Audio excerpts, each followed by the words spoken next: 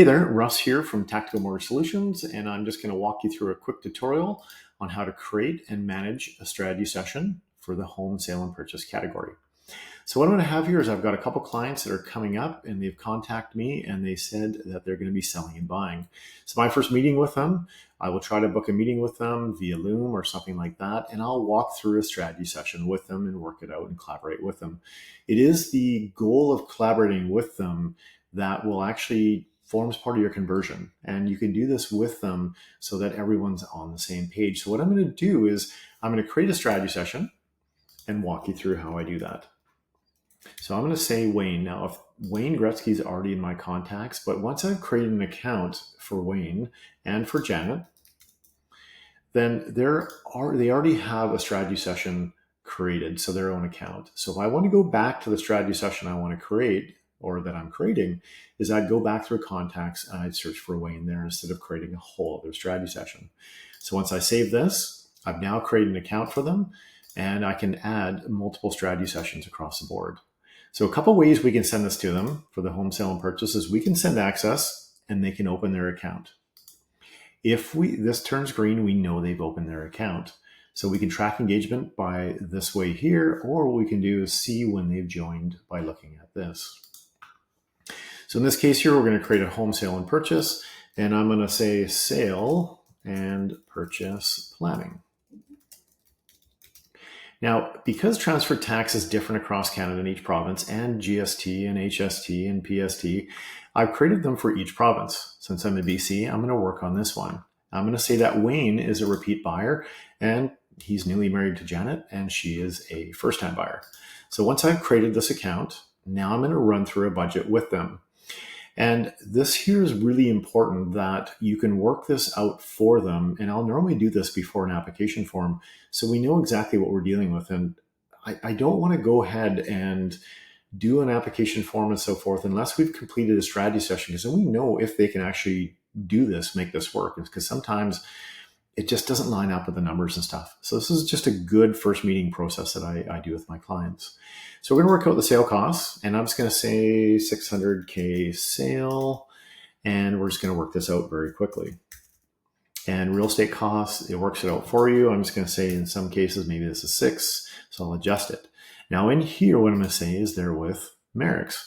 But what I've done here, if the penalty is not in here for some reason, and I control all the posted rates in the background, so that will adjust your penalties. I'll in the admin panel, I control that and adjust them on a weekly basis. Is the penalty estimator for the monoline is if I don't have a monoline in here and the penalty is a discount to discount penalty calculation, use this one, which is a mimic of Merrick's. This one here we have posted to posted. So if it's a bank, then that's not in here. If the penalty is posted to posted for the calculation, then use that one. So I'm going to go Merrick's. And I'm going to call this a fixed rate. And if it's open and it doesn't have a penalty, then just click open. The mortgage term, this is really important. So you can click 1 to 5. But if I go 5 years, what will happen is if I go put the renewal date in here of September 16th in a couple of years from now, then it'll automatically work out 24 months. Now that would be the 5 years, of course, less the renewal date. Now, it's important because this 24 months is what's drawing for the reinvestment rate and predicts or calculates the penalty. So in this case here, I'm going to say that they currently have a 5.25. They have a $300,000 mortgage. Their payments are $2,500. I can get this right from their mortgage statement, and it'll automatically work out the amortization. I'm going to click any of these, see if they pay it out in a few months. It gives a bit of a budget on what the penalty is. Now, these will eventually become IRDs as the rates begin to fall. So that being said, is we've now calculated the mortgage balance and given the client an idea of what the estimate is for the penalty. If there's a home equity line of credit, you could always add it in here if they want to pay that out and there's a balance. I always put legal costs in here, about $1,650. For some reason, they have to pay any other debts out. Let's just say RBC Visa, and maybe that's $10,000. Then we can create that in there to work out the sale proceeds. So if we sell for $600 less all of these costs, which equate to $335 or $336, they'll walk away from this property of $264. So now what we're going to do is look at the closing costs on a purchase. Now what they want to do is buy for $800,000. And in this case here, it'll automatically work out the transfer tax. So in this case here, Wayne's a repeat buyer and Janet's a first-time buyer. So you can put in here whatever you like, 50-50. There are a disclaimer on anti-avoidance rules here when it comes to the PTT and stuff like that, but they can always basically sit with their notary or their lawyer to ask them for advice on that. But in this case here, because it's 50-50, we know that Janet is going to have some benefits of being a first-time buyer. And you can see that in the first-time buyer programs. Everything's here for them. You can click on these and go to a third party, which are those websites. In this case here is, as for a first-time buyer, is you can see here is fair market value $835 and then up to $860. Then they're on a sliding scale. But we know how property transfer tax works in BC is that up to $835 is they're exempt from paying up to $500, but of course, between $500 and $835, they're charged 2%. So it automatically works it out to 50-50. So the full balance here, half of that, full balance, and half. The only other way to avoid paying transfer tax is the newly built home exemption. So these are official strategy sessions for clients.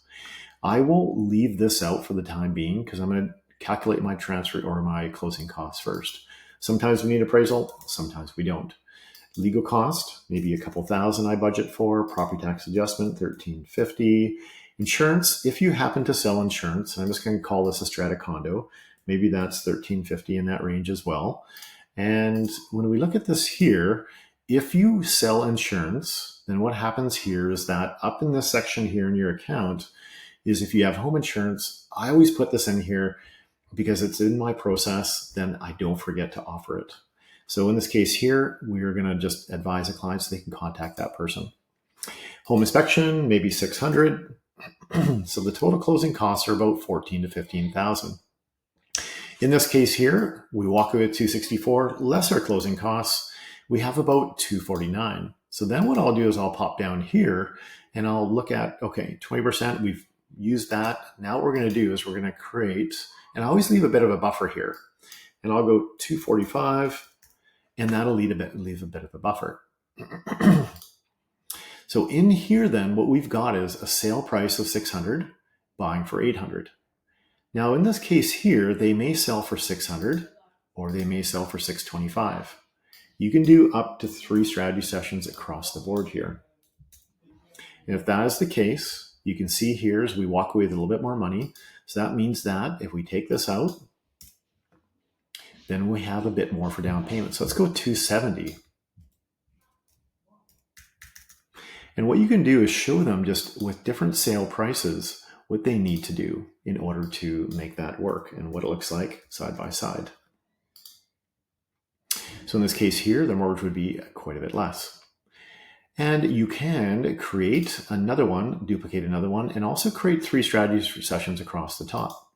So that's a quick tutorial for you. I hope that wasn't too long. I know we're getting into 8 minutes. Please let me know if you have any questions, and we'll go from there. Have a great day. Bye for now.